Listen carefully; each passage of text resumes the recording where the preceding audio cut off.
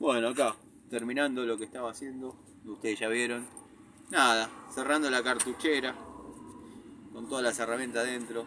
Esto ya es contraer, el récord de la crotera, hermano. El récord de la crotera. Una vuelta.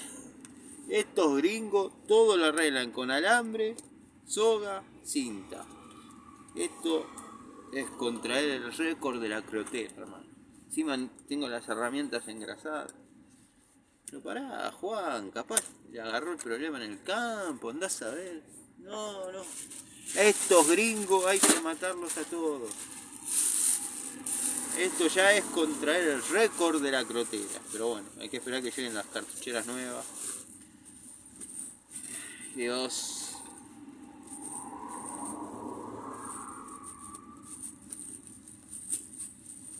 Bueno. Lo ponemos en esta bolsita por dos motivos. Una, es impermeable, porque se está por largar a llover. Y dos, no se me caen las herramientas. De hecho, bueno, puse una bolsa invertida para arriba.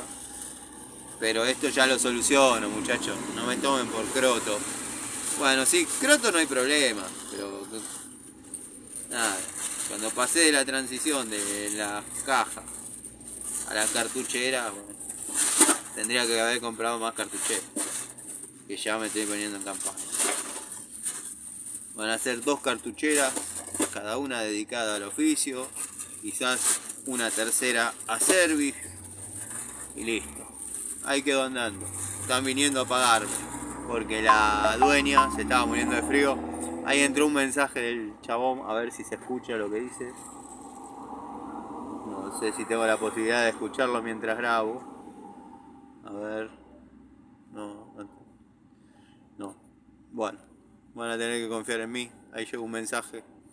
No lo puedo escuchar mientras grabo, así que nada. Sigan bien.